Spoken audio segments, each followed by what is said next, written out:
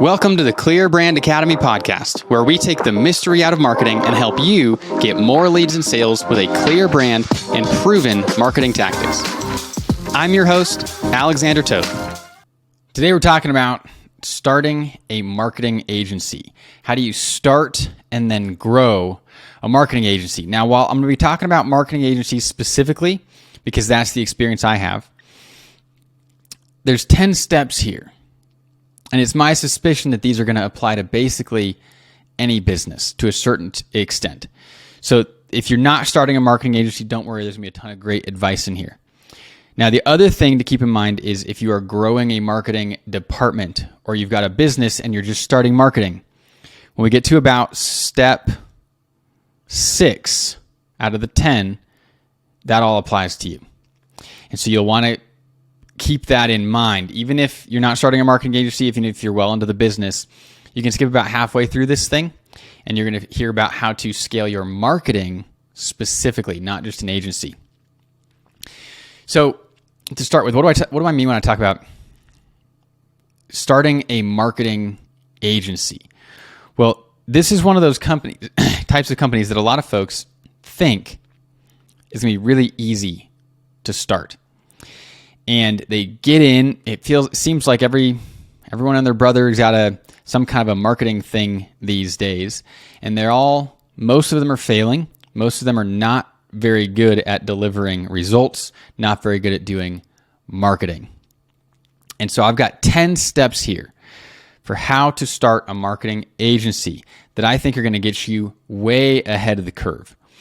In fact, if I was to go back and start Clear Brand from scratch again, this is how I would do it. So you may have heard me say elsewhere, about 3 years in, I realized I could have started right here. This is part of it, right? As each year, I kind of have realizations in one way or another of, I could have skipped this thing, or I could have done that better, right? So here's the 10 steps that I would follow if I was starting my marketing agency from scratch. So first off, I think every entrepreneur starting any company needs to consider their own why. Why are they doing this? Because first, if all you're here for is money, you're not going to last very long. Now, sometimes people want to quickly grow a company and then sell it. Okay, that's fine. Not what I'm talking about, though. See, I'm not interested in that. If you are, great. These are still going to apply to you. I think it is far more motivational to have a deep-seated why, such as making the world better, serving people. Tim Cook, this week actually, after the iPhone 14 launch, he did an interview. And he was talking about Steve Jobs. You know, it's 11 years since Steve's death, and people are still obsessed with him because he was this character. He was kind of a stereotype of an entrepreneur. And in the interview, Tim Cook was asked about some questions about Steve Jobs. And one of the things that he said was, Steve was never really interested in the financial gains. He was here to serve people, right? Deliver a great product for the customers. I hear this from some of the greatest filmmakers as well. They focus in on the audience, making a good movie for the audience, right? Tom Cruise with Top Gun Maverick. He didn't direct it. He didn't write it. He did have a huge involvement in that. And one of Tom Cruise's big focuses is making a movie for the audience, that the audience is going to love. And I think that why, that desire, that motivation for you is going to get you further. Now, it's not the only why that is acceptable to start a company, but I think that you should at least know what yours is before you start. So that's step 1, is consider your why. Step 2 is to consider what you will be doing in the company. So consider your role. I think this is step 2 because I have talked to a lot of entrepreneurs. I hire a lot of entrepreneurs at ClearBrand. Most of the people at ClearBrand, most of our employees, have either owned their own company or worked at an agency. And so I get to talk to a lot of entrepreneurs about what, why is it that you started your company, and now why do you want to come work for ClearBrand? And what I've found is a lot of entrepreneurs start their business because they think they can do a better job than their boss. And so they leave their company and they start their own company. But what they don't consider is running a company is far more than just doing the thing, right? So if you're starting a marketing agency because you want to build websites, you should not start a marketing agency. You should go work at a marketing agency and build websites. When you start a company, you're going to be doing all sorts of stuff.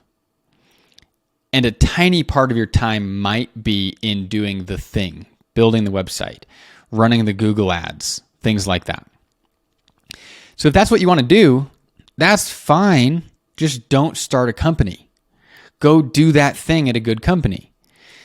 And keep in mind that the company that you work for right now is not the only company that does that thing. So if you don't like your company, or if you don't like your boss, just go to another company, right? An employee who quits is an employee who is essentially firing their boss. That's fine. If you don't like your boss, fire him. Go work somewhere else.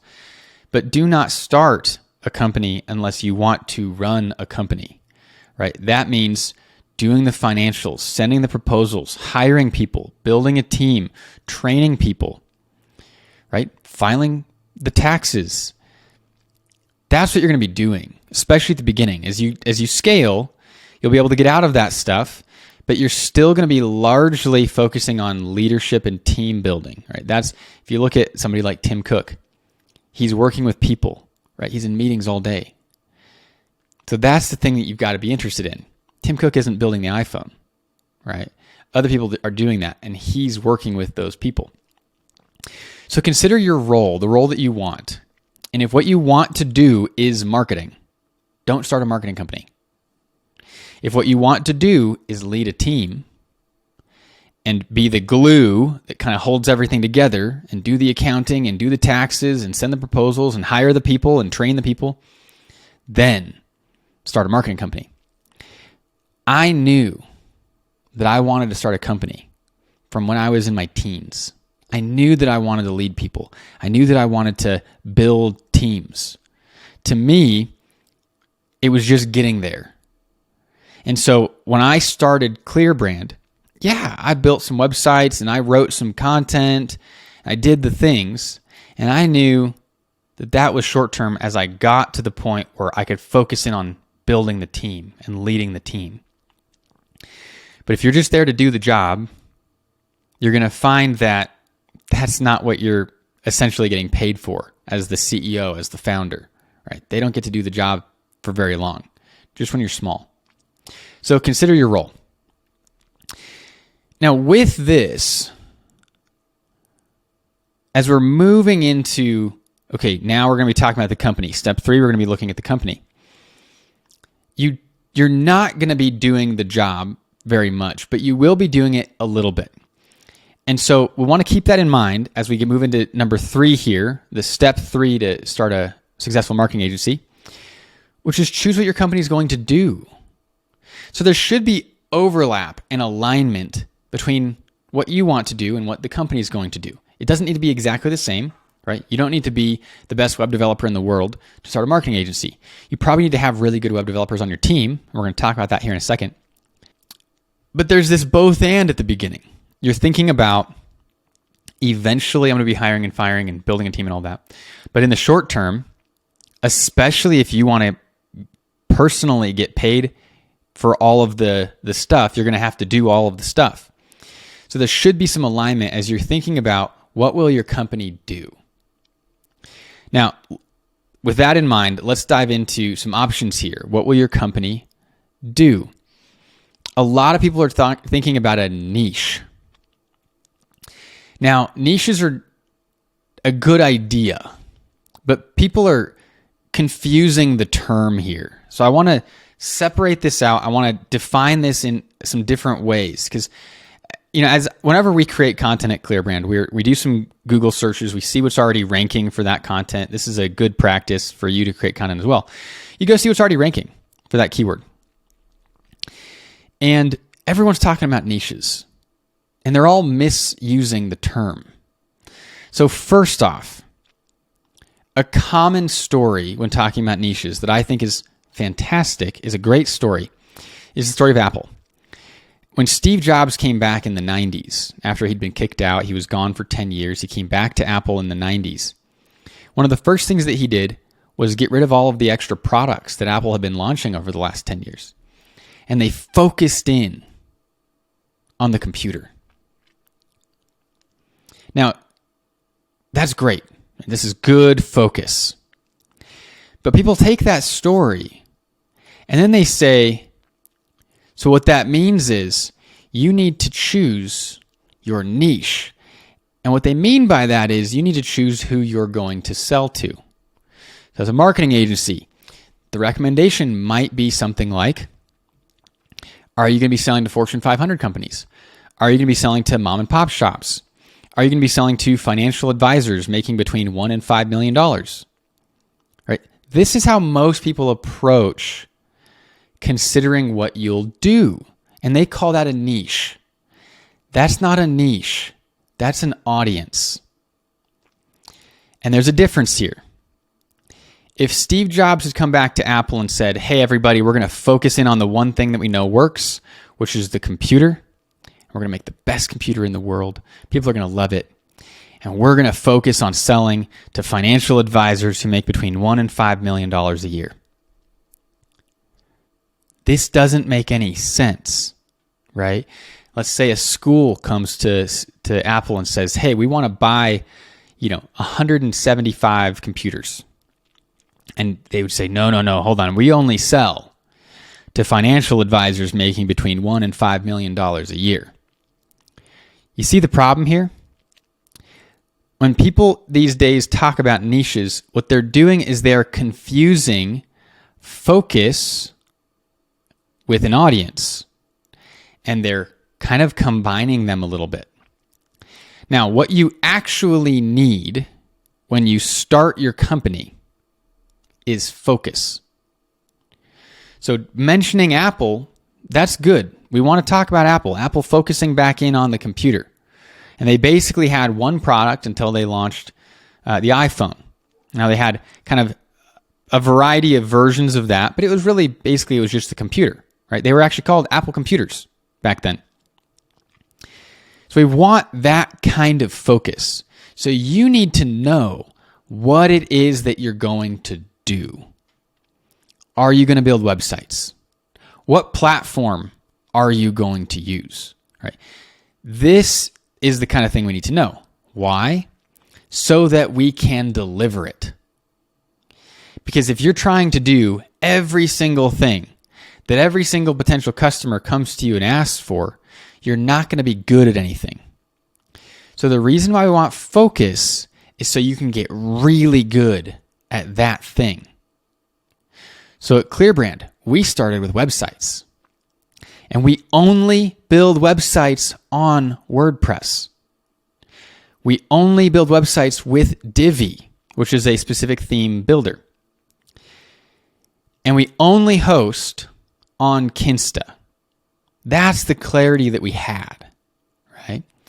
Now, since then, after we sold a bunch of that, we expanded. Now we're also going to do digital marketing. And we defined what kind of digital marketing are we going to do. We're going to do Google ads and Facebook ads. We're going to do blogging, on and on. And we're defining what it is that we do. Then when someone comes to us and they say, hey, I need this, it's simple. It's either a yes or a no, right? We're not making it up. We're not, we got to go find somebody who can deliver that. No. You need the clarity on what you are going to do. Now, I'm going to get to where an audience comes in a second. But for now, as you're thinking about starting a marketing agency, you need to get focused in on what it is that you're going to do. Are you going to do PPC, right? That's pay-per-click. Are you going to focus in on those ads? Are you going to focus on content? Maybe blog writing. you going to build websites? Are you going to design things? And I would make that, the list depends, the length of the list depends on what you can be really good at right now. So if you're just getting started, that's probably going to partly depend on your team.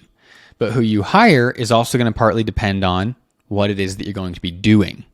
So choose what it is that you're going to be doing. Now, we're going to get to the audience in a second, okay? But after you've chosen what it is that you're going to be doing, we're going to build out a team next. So step 4 in starting a successful marketing agency is to build out a team. If you like what you're hearing, make sure you hit the like button, you hit the subscribe button, and you turn on notifications. Turn on that little bell. Will notify you the next time that we have a podcast. This also makes it easier for other folks to find this content. So if you found it helpful, like, subscribe, and turn on those notifications. Now, building a team is one of the places that people get stuck. Because we're thinking in terms of employees. How am I going to hire employees if I don't have revenue yet? I'm going to go get funding. I'm going to use my savings account. But there's a way that you can build a team that you don't need that. And that's with contractors. And this is what, if I was to go back and start ClearBrand again, this is what I would do right from the beginning. Is find contractors, freelancers, right? Who they've already got their own stuff. And you negotiate with them a price. This is, it could be hourly, and they're going to estimate how much it is for the website. I would suggest as much as possible to have the same type of pricing for your contractors or freelancers as you do for your customers. So what does that mean? If you're going to be charging X amount per website, you want to be paying your contractors and freelancers X amount per website. That's going to allow you to price out your websites so that you're going to still make profit.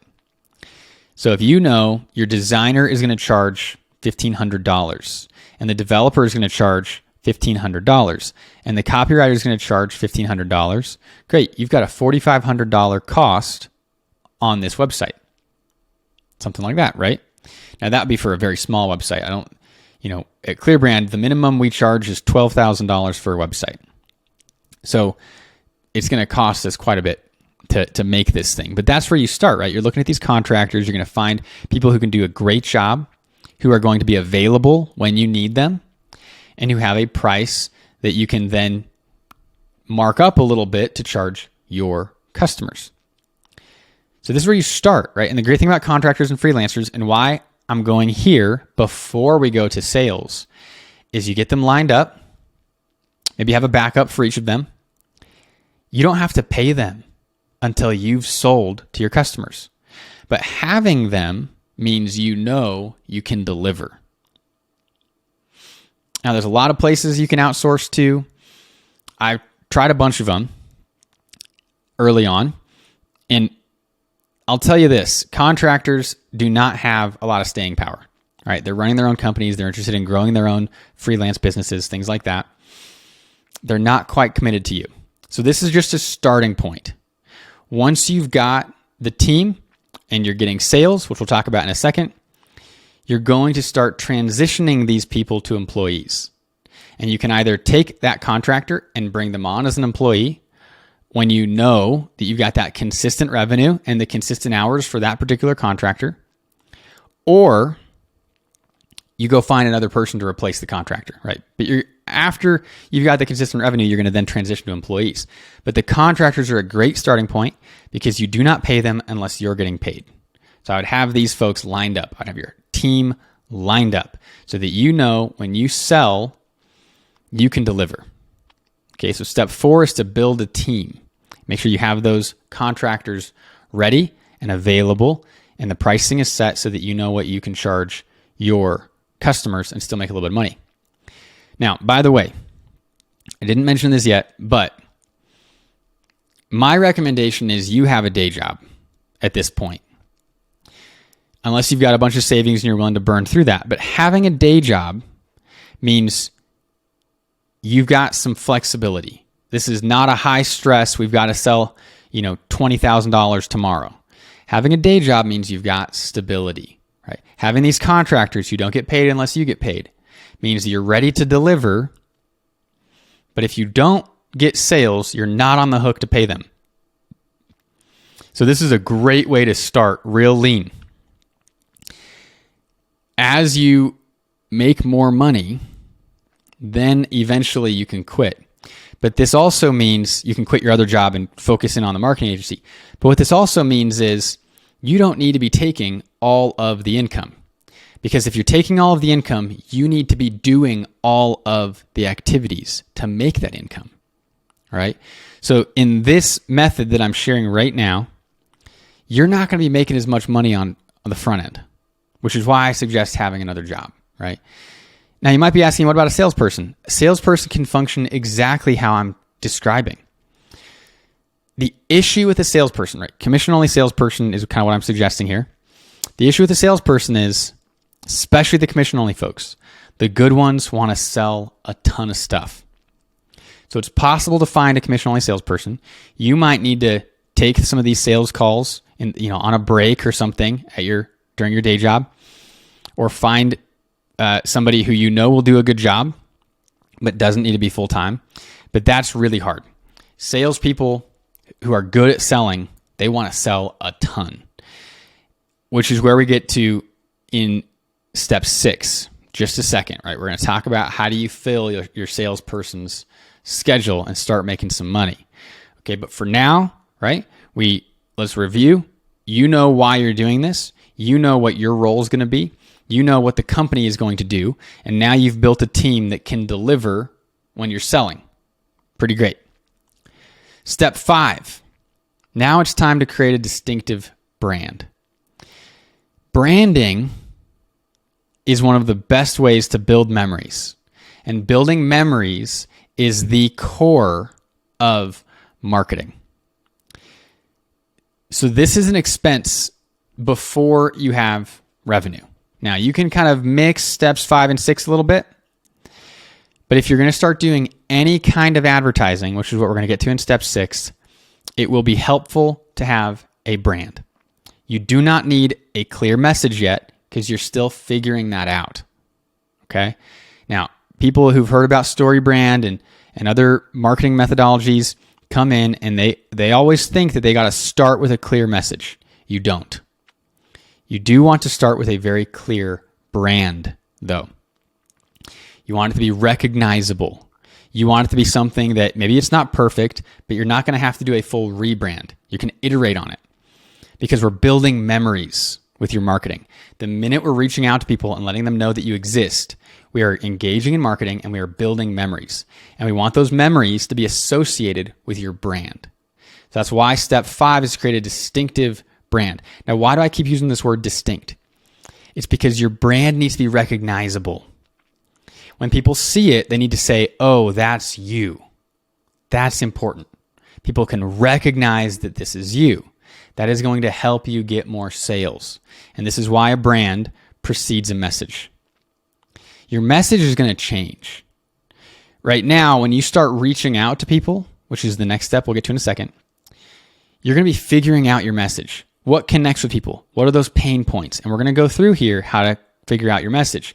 But you do not need a clear message to start because it's probably going to be wrong a little bit. Okay?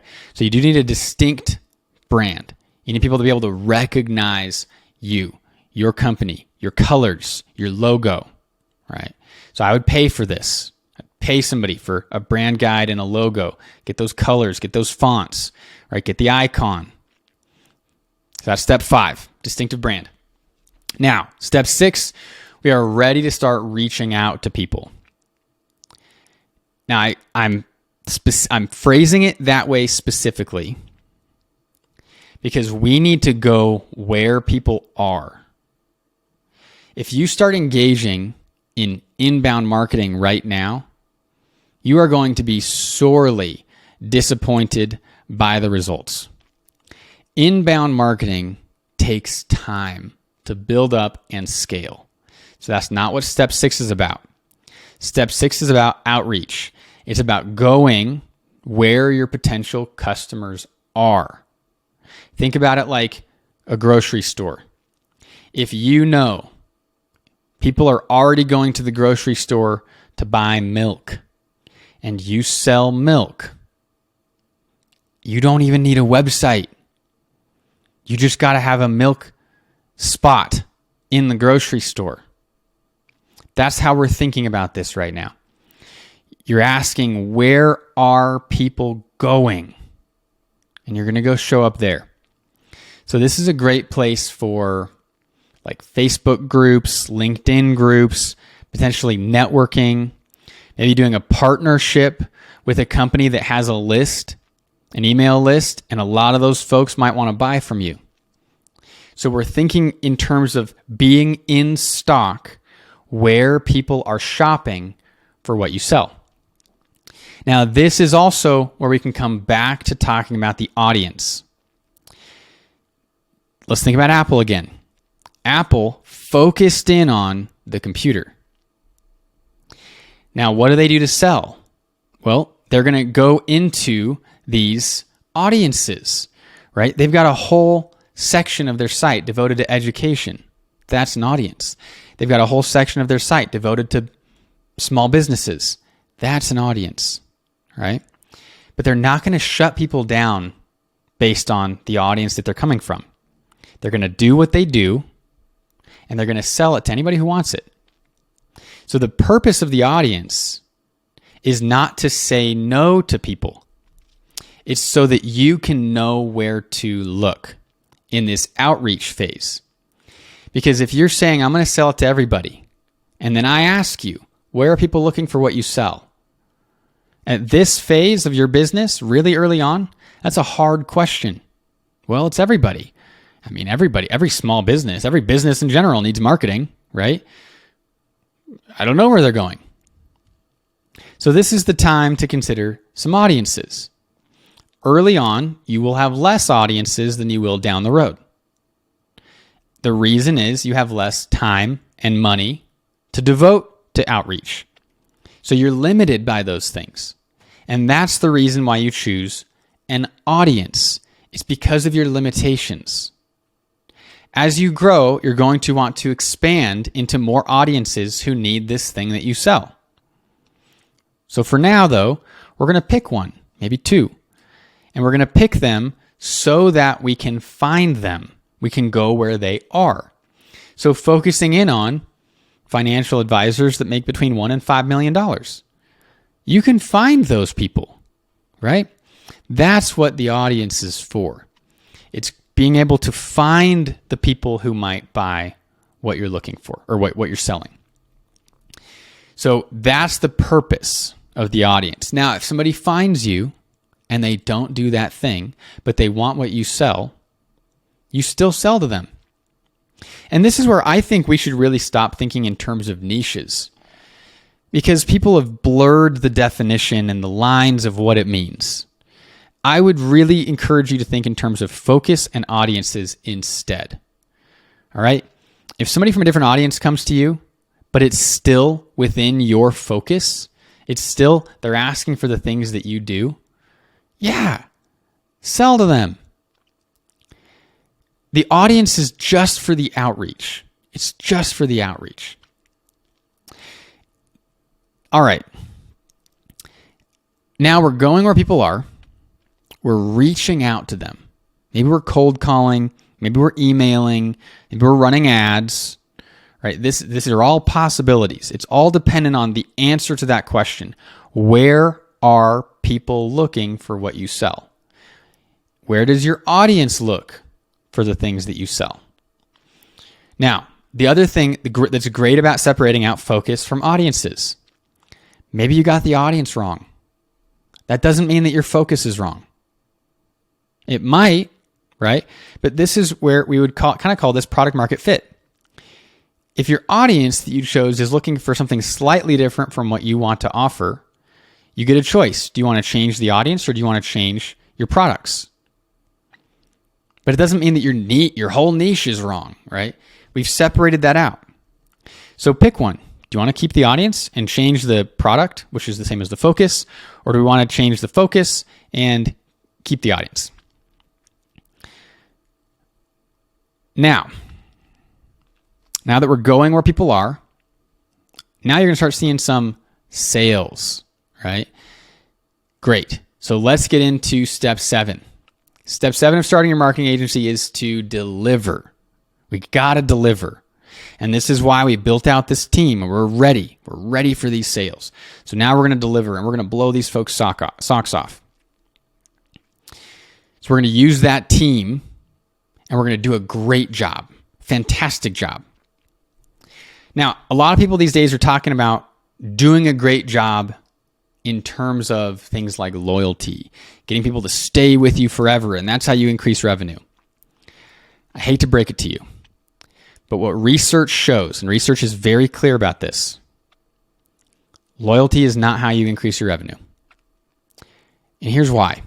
When people talk about loyalty, they often are making fun of their competitors, or they're pretending like they don't have any competitors.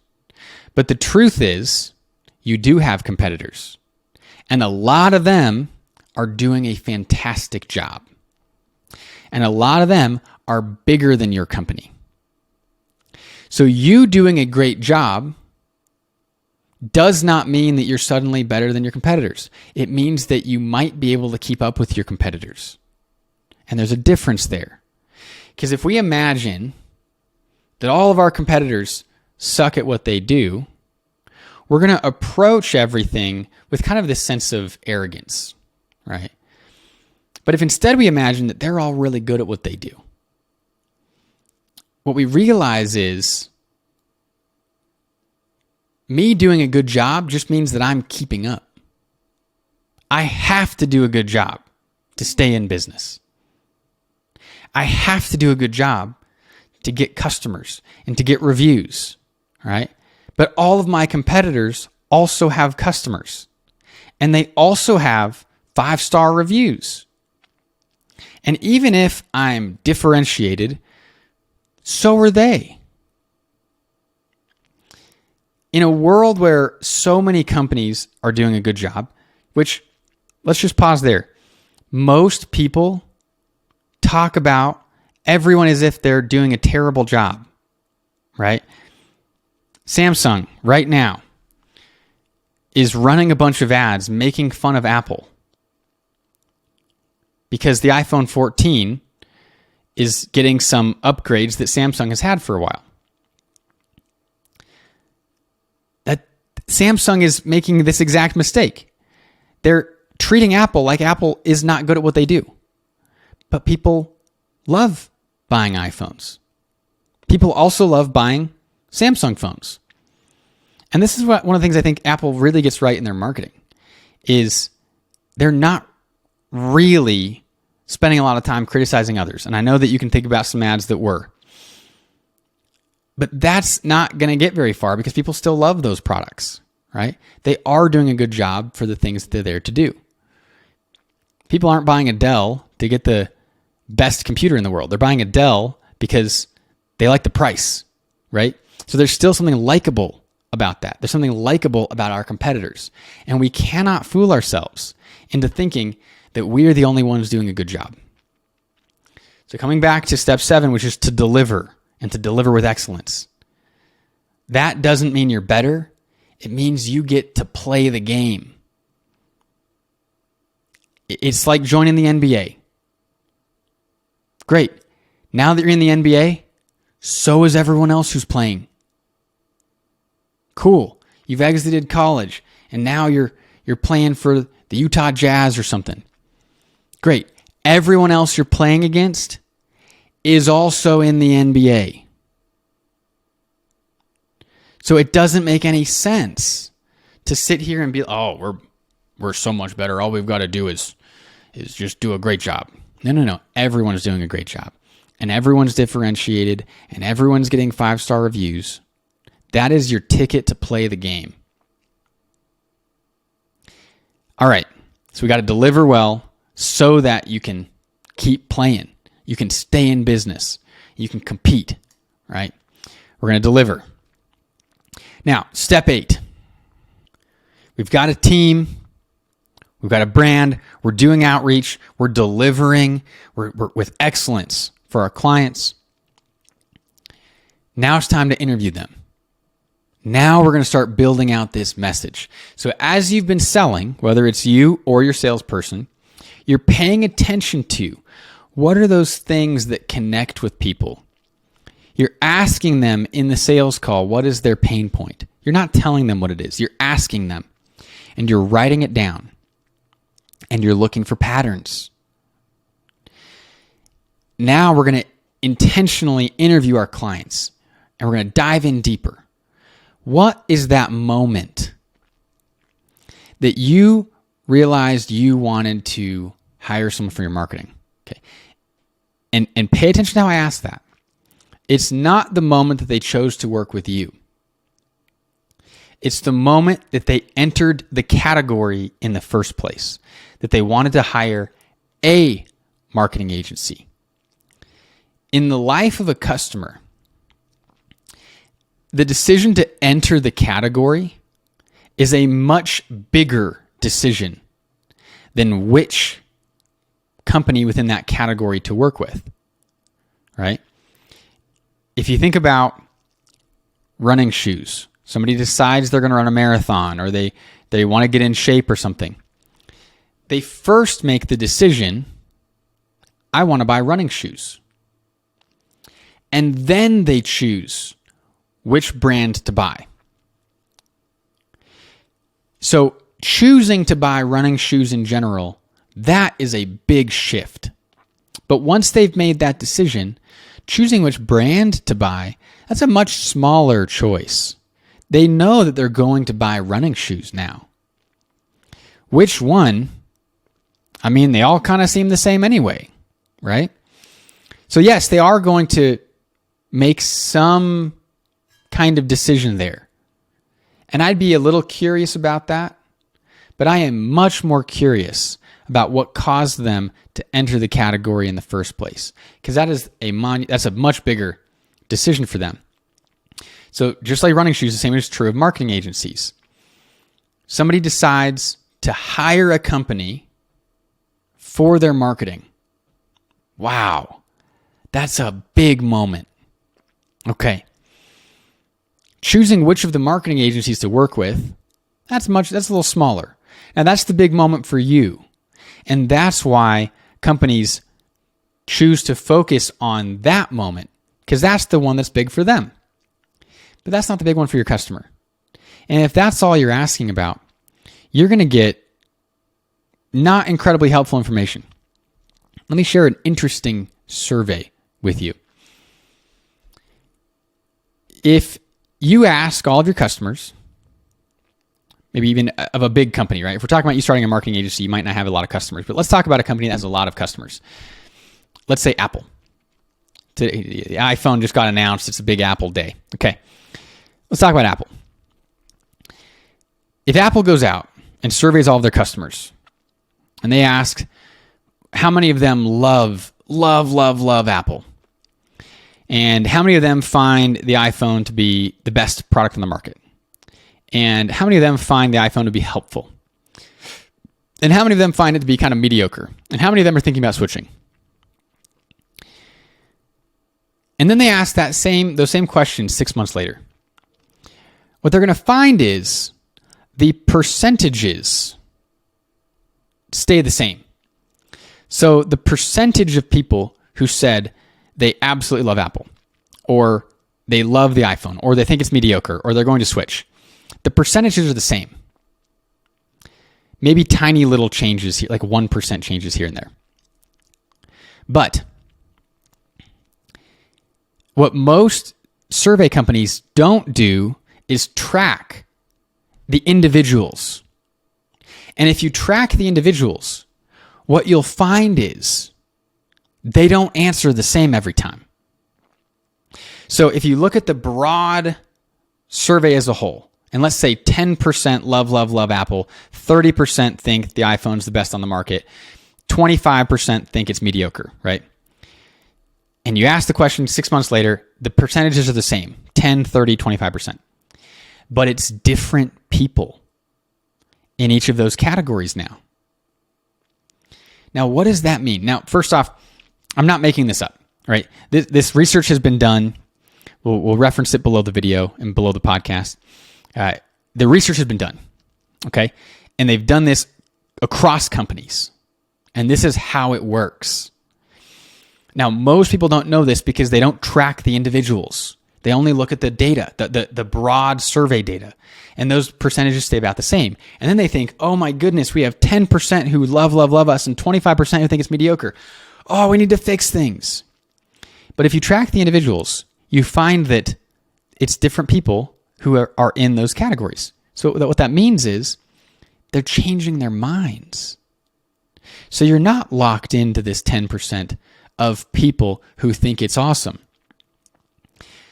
What the truth is that 10% think it's awesome today. And in 6 months, a different 10% will think it's awesome. That slightly changes how we approach our clients. If we're chasing down, why did they choose us over our competitors? That's slightly interesting information. But what this survey I just shared reveals is it's most likely just an emotional decision. And if you asked them 6 months later, they're probably going to say that they chose you for a different reason than the thing that they told you 6 months ago. Now that is interesting. And so that changes how we approach all of this. That's why we're going to look at patterns. We're not going to look for that, oh, this one person said this, so it must be true. This is also why we're going to talk about the category rather than your company. I want to know more about why they decided to hire a marketing agency in general than why they decided to hire my company. Because they chose my company mostly based on emotions. And that's going to change over time. And that's going to change in the moment as well. So we're going to interview our clients. Why did they want a marketing agency in general? Key. When? What was happening in their company? Tell us about the timing of that, right? With whom? Was there somebody else that they were talking to, right? If you discover that a lot of your folks are working with coaches, it might be interesting to go get on those coaches' lists, right? So that's something that's really interesting. If you've got, 50% of your customers tell you that a coach told them they needed a marketing agency, go find those coaches. Make them affiliates, right? Have them recommend you. Now that's key. All right, so we're going to interview the clients. We're going to find out why they wanted a marketing agency. And now that's where our messaging comes from. So we're going to start to define our messaging based on these interviews with our clients, right? Everything else is going to be guessing.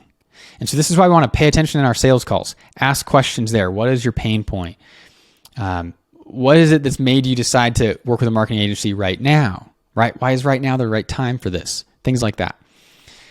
We're going to build out our message based on these interviews. So that's step 8 in starting a marketing agency. All right, now that we have a message, we've got some clients, and we're doing outreach, we're building up this consistency. Now it's time for inbound marketing. So there's a difference between outbound marketing and inbound marketing, right? Outbound marketing is finding out where people are, and it's going there. Inbound marketing is helping people find you where you are. So inbound marketing, we want to focus in on the things that we've discovered in these interviews with our clients, specifically on what we call the category entry points. Now, this term comes from Byron Sharp and Jenny Romaniuk in the books How Brands Grow, Part 1 and Part 2. Category entry points are those things that we just discovered in the interviews. Why did they enter the category? When did they enter the category? With whom did they enter the category, right?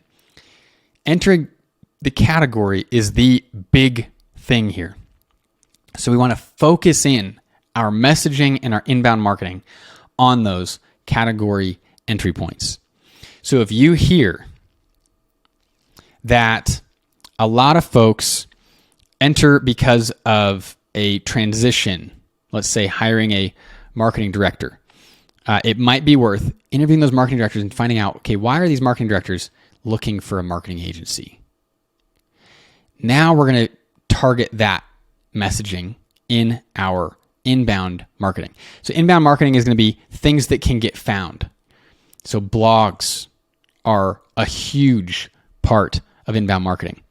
SEO is part of that. Building out landing pages that address the why and the when and the where that people are telling you. If you go to Teamwork, I believe it's teamwork.com. It's a competitor with Asana. They do a great job in their navigation bar. They've got this whole solutions tab. You hover over the solutions tab and it has a whole bunch of uses for their product, right? Tracking time spent with clients, managing projects, all of this stuff.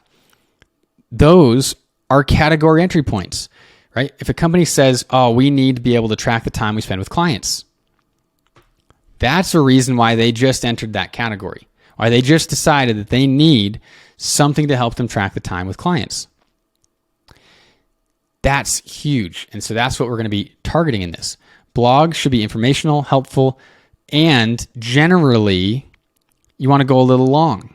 Not always, right? The long blogs are not always what rank higher, but they often will rank higher. So in our inbound marketing, we're going to focus on these category entry points, focusing on the pain points, focusing on the ways people could use your products and services and get found. Okay. Now, the reason why we do this after we're doing outreach and outbound marketing is because inbound marketing is passive. We are waiting to get found. We are writing blogs and then working to get ranked higher on Google, but we're still entirely dependent on the number of people who are searching for that thing, which is also why we want to validate our topics and our keywords with something like Google Ads Keywords tool. We want to check the volume. We want to make sure that this is something that has a decent amount of volume, and ideally at the beginning, not a whole lot of competition. This is why at the beginning we focused on StoryBrand. StoryBrand was doing a whole bunch of marketing at the time, and they were convincing people that they needed marketing. Great. If we can show up for people who have been convinced by StoryBrand that they need marketing, they're already looking for us. Awesome. That's a category entry point. Now, let's talk about audiences for a second. This is another reason why we want to start with an audience that we can target, but then we want to expand. Eventually, you're going to tap that audience, right? ClearBrand's showing up on most of the first page. In fact, we're in the top 3 for StoryBrand searches on Google. We've tapped that audience, right? If somebody's looking for StoryBrand, they're aware of us. We're basically the only company talking about StoryBrand on YouTube. StoryBrand's not even talking about StoryBrand on YouTube. So that's why we do so much work on YouTube. We're going where we can get found, but it's still passive. So in your inbound marketing, you're going to develop a strategy where you can focus in on a high volume, low competition audience or category entry point, however you want to think about it. Then we're going to need to expand. Because once you've tapped that audience and tapped that category entry point, now I got to go get another one so that we can grow, and then another one and another one, right? Just like Apple is not going to tell somebody, oh, we only sell iPhones to financial advisors who make between $1 and $5 million. Of course they're not going to say that, right? They're going to sell the iPhone if you want to buy it. Same thing with your services. So you need to have that disciplined focus around what you're doing. And at this point, to be clear, I would not be adding services yet. You're still building out what you deliver. Not what, but who you're delivering to, right? The audience is not tapped yet. There's no reason at this point to start expanding your services. What we want to be doing is getting more people to buy the same services. Now, when we've got some inbound marketing, this is going to be part of your long-term plan, but you're still doing outreach because you're finding people where they are. You have more control over that. It's more expensive, but you have more control over that than you do over this inbound marketing. Because inbound marketing is fairly passive. You're waiting for people to come to you. So now we've got a business. So what is step 10? Step 10 is scaling. Let's scale up. Let's grow, right? Now, you should have a few clients.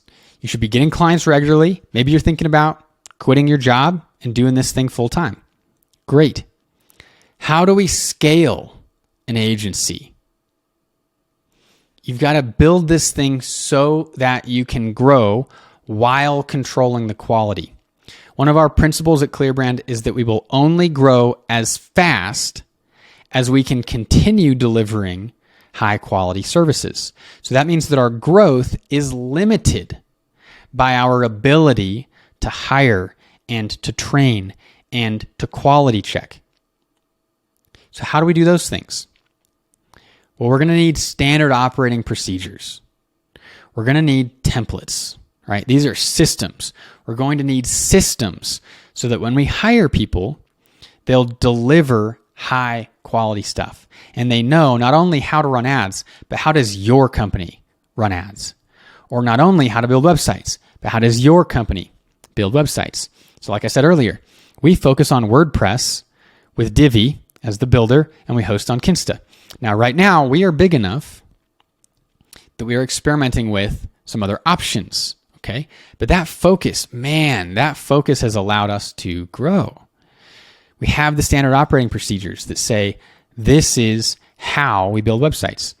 We have the systems, right? We have the templates. We actually have a website template that already has all the plugins we use loaded into it.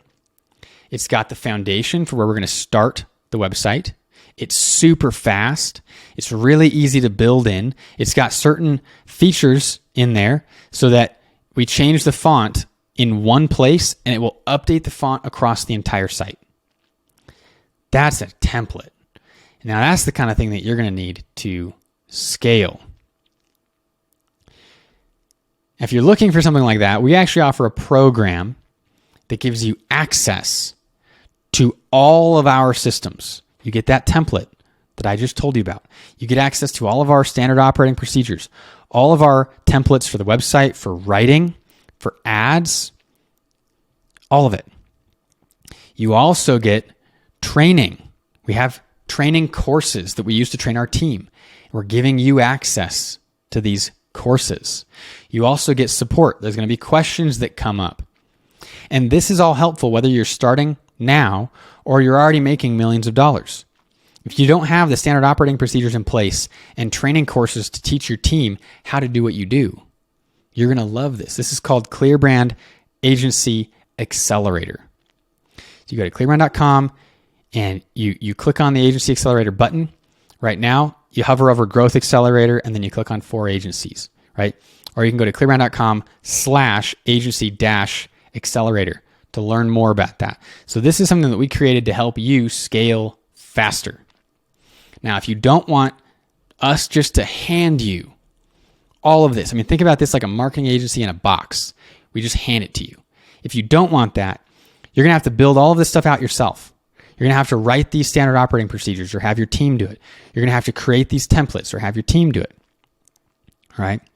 And the goal here is you can hire and maintain that quality while you're taking on more customers. You're going to kind of line these two things up, taking on more customers while hiring more team members, right? Because at this point, you're no longer working with contractors. At this point, you should have that recurring revenue, or the consistent revenue at least, so that you can employ people rather than just working with contractors. And you're going to be hiring more people and making sure that quality stays super, super high as you're delivering for your clients.